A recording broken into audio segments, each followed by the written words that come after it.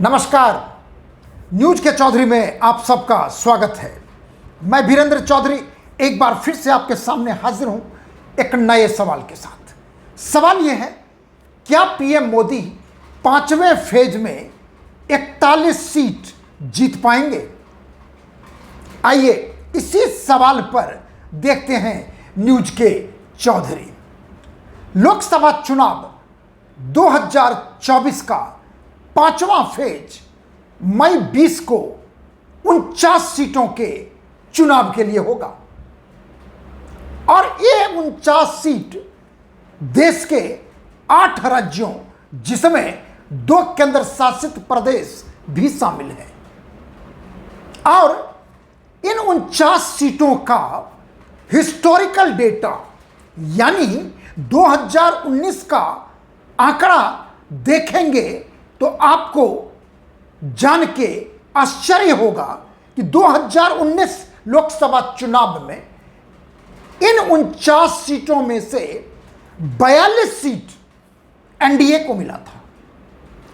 कांग्रेस और उसके एलआई को सिर्फ 2 सीट यानी उस समय के यूपीए आज के इंडिया अलायंस को देखें सिर्फ 2 और अन्य बचा 6 सीट अन्य के खाते में गया था। और अन्य में कौन है? 2 नवीन पटनायक की पार्टी बीजू जनता दल यानी बीजेडी और 4 सीट तृणमूल कांग्रेस यानी ममता बनर्जी की पार्टी।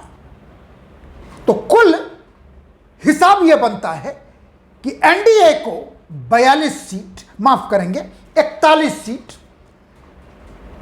इंडिया अलायंस को 2 और अन्य के खाते में 6। और यही मेरा सवाल है कि क्या पीएम मोदी एनडीए को मिले 41 सीट को दोबारा जीत पाएंगे? जानना जरूरी है कि ये 41 सीट कहां कहां से मिला था, आपको मैं बताता हूं। और उससे पहले 41 सीटों का जीत का फीसदी भी जानेंगे तो आपको थोड़ा जानकारी में बढ़ोतरी होगी। बीजेपी को मिला था 32 सीट और उसके एलआई को मिला था 9 सीट। अब ये 41 सीट देखिए, बीजेपी को मिला था बिहार में 3 सीट और उसके एलआई जेडीयू को 1, एलजेपी को 1। उसके बाद लद्दाख में 1 सीट बीजेपी को मिला था। महाराष्ट्र में 13 सीटों पर चुनाव है जिसमें 6 बीजेपी और शिवसेना 7। उड़ीसा में 5 सीटों पर चुनाव है जिसमें 3 बीजेपी 2 बीजेडी। यूपी में 14 सीटों पर चुनाव है जिसमें 13 seat BJP, 1 seat Congress. Bengal में 7 सीटों पर चुनाव है जिसमें 3 सीट बीजेपी और टीएमसी को 4। झारखंड में 3 सीट है जिसमें तीनों के 3 बीजेपी यानी 32 बीजेपी, 9 उसके एलआई। यदि आप 32 और 9 को जोड़ के 41 पर स्ट्राइक रेट हम बताएं आपको तो बनता है 84%। यानी 49 में से एनडीए ने 49 में से 41 सीट जीता था, जो स्ट्राइक रेट जिसको जीतने का रेट कहते हैं वो बना 84%। और इंडिया अलायंस कहें, यूपीए अलायंस कहें, सिर्फ 2 सीट जिसका बनता है स्ट्राइक रेट 4%। और आप जानना चाहेंगे कि 1 सीट कांग्रेस को जो मिला 2009 में 49 में से, वो है रायबरेली। और जो दूसरा सीट है कश्मीर में, जम्मू कश्मीर में नेशनल कॉन्फ्रेंस। और अन्य का जो खाता है जिसमें टीएमसी बीजेडी है उसका स्ट्राइक रेट बनता है 12%। तो मतलब ये कि 84% एनडीए, 4% इंडिया अलायंस, 12% अदर्स। अब सवाल यह उठता है कि क्या पीएम मोदी 2019 के रिजल्ट को रिपीट कर पाएंगे? और इसके लिए हम आपको इन 8 राज्यों के थोड़े से विवरण देना चाहूंगा। बिहार में एनडीए अलायंस में 2019 से 2024 में थोड़ा फर्क आया है। 2019 में सिर्फ बीजेपी, एलजेपी और जेडीयू था। अब की बार जीतन राम की मांझी भी है, उपेंद्र कुशवाहा की पार्टी भी है और रामविलास पासवान के भाई जो अलग है एलजेपी से, वो भी समर्थन कर रहे हैं। कहने का मतलब है कि स्वरूप बन रहा है 2014 लोकसभा चुनाव का। इसलिए 5 सीटों पर चुनाव है, 5 सीट एडवांटेज एनडीए कह सकते हैं। Jammu Kashmir 1 seat national conference, वहां पर बीजेपी चुनाव नहीं लड़ रही और वो समर्थन कर रही है नेशनल कॉन्फ्रेंस सज्जाद लोन को, माफ करेंगे, सज्जाद लोन को, जिनकी पार्टी का नाम है पीपुल्स कॉन्फ्रेंस, और वो उमर अब्दुल्ला के खिलाफ पीडीपी उम्मीदवार के साथ तीनों ट्रायंगुलर फाइट है। तीसरा राज्य है लद्दाख, जहां पर बीजेपी ने चुनाव जीता था और वहां पे बीजेपी का मुकाबला कांग्रेस से है। महाराष्ट्र में 13 सीट है, बहुत ही रोचक है महाराष्ट्र। क्या होगा यह तो 4 जून को पता चलेगा, लेकिन 13 सीटों में 6 सीट पर बीजेपी की जीत हुई थी और 7 सीट पर शिवसेना।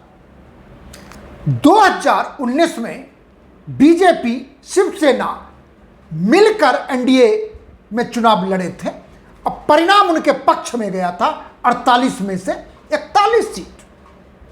अब की बार की स्थिति थोड़ा अलग है। बीजेपी को छोड़ के महाराष्ट्र में सभी पार्टियां खंडित हो चुकी हैं, चाहे 1/3 में बटा हो, चाहे हाफ बटा हो। जैसे एनसीपी, चाचा भतीजा अलग, शिवसेना एकनाथ शिंदे उद्धव ठाकरे अलग, कांग्रेस में जो बचे खुचे थे चौहान जैसे नेता जो जिन जमीनी में पकड़ रखते हैं, वो बीजेपी में आ गए। तो कहने का मतलब यह है कि आधा एनसीपी, आधा शिवसेना और कांग्रेस के बड़े नेता सब के सब आज एनडीए में हैं और शिवसेना एनसीपी का पार्टी सिंबल और पार्टी भी एनडीए में ही है, उनको ये हक मिला है। एनसीपी का असली नेता माना जा रहा है शरद पवार के भतीजे अजीत पवार को और एकनाथ शिंदे को शिवसेना की तरफ से। तो कहने का मतलब है कि महाराष्ट्र में, और एक बात और बताना चाहेंगे आपको, कि जो 7 सीट शिवसेना को मिला था 2019 में, उसमें से 1 सीट पर बीजेपी के साथ चुनाव में वो लड़ रहे हैं।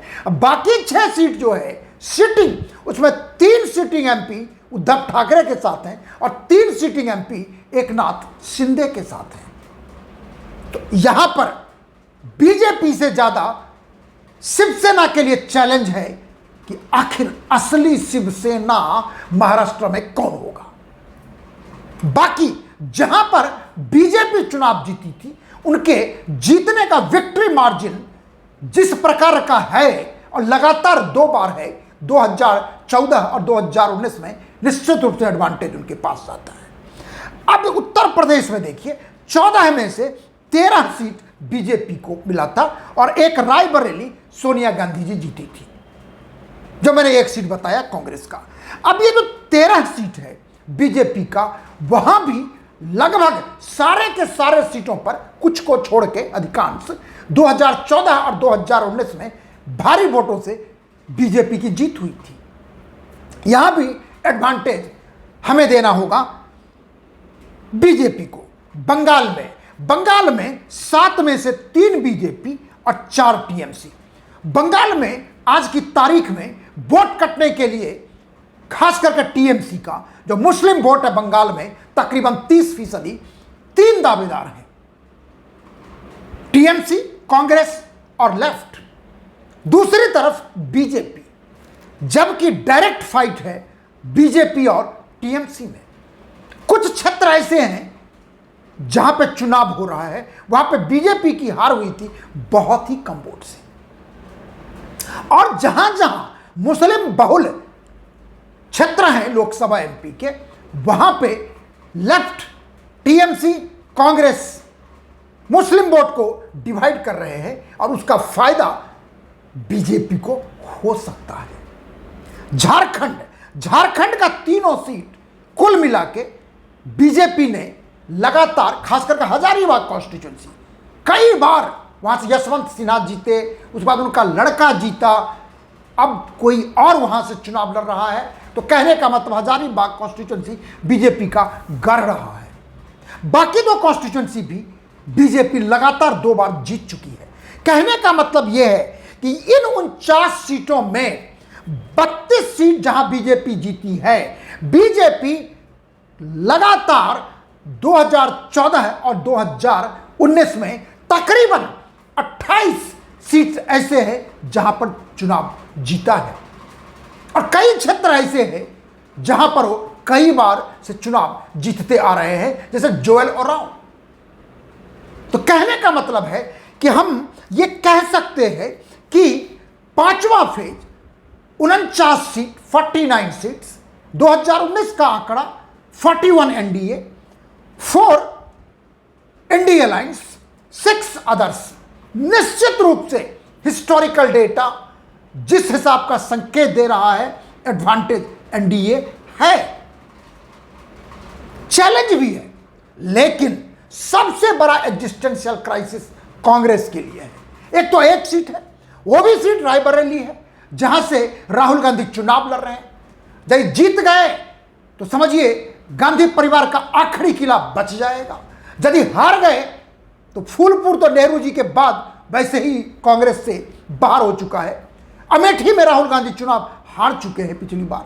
अब की बार यदि रायबरेली भी हारते हैं तो समझिए उत्तर प्रदेश गांधी मुक्त तो होगा ही होगा, रायबरेली से भी गांधी परिवार दूसरी बार चुनाव हारेगा यदि हारते हैं तो कहने का मतलब है कि एडवांटेज एनडीए है, यानी पीएम मोदी, नरेंद्र मोदी 41 सीट दोबारा जीत सकते हैं 49 में से। सवाल है जीतेंगे नहीं जीतेंगे, इसका फैसला तो होगा जून 4 को, क्योंकि हमारा अनुमान होता है हिस्टोरिकल डेटा को आधार बनाकर। आगे परिणाम जब आएगा तो पता चलेगा असली में प्रधानमंत्री 41 सीट जीत पाए या नहीं जीत पाए। आखिर में आपसे निवेदन है, प्रार्थना है, अनुरोध है, मेरे YouTube चैनल को आप सब्सक्राइब जरूर करिए, जिससे हमेशा हमें एक प्रोत्साहन मिलता रहेगा और हम अपनी बात आपसे साझा करते रहेंगे। और साथ ही यदि आपको यह कार्यक्रम अच्छा लगता है, इसे आप लाइक करें, शेयर करें, और यदि कुछ कहना चाहते हैं तो कमेंट सेक्शन में जाकर अपनी बात जरूर लिखिए। भले हमसे आप सहमत ना हो तब भी लिखिए, क्योंकि जानना जरूरी होता है कि आपकी असहमति का कारण क्या है। और हम आपको हृदय से सम्मान करते हैं, उतना ही जितना सहमत होने वाले का, उतना ही असहमत वाले का। बहुत बहुत धन्यवाद। नमस्कार, शुभ रात्रि।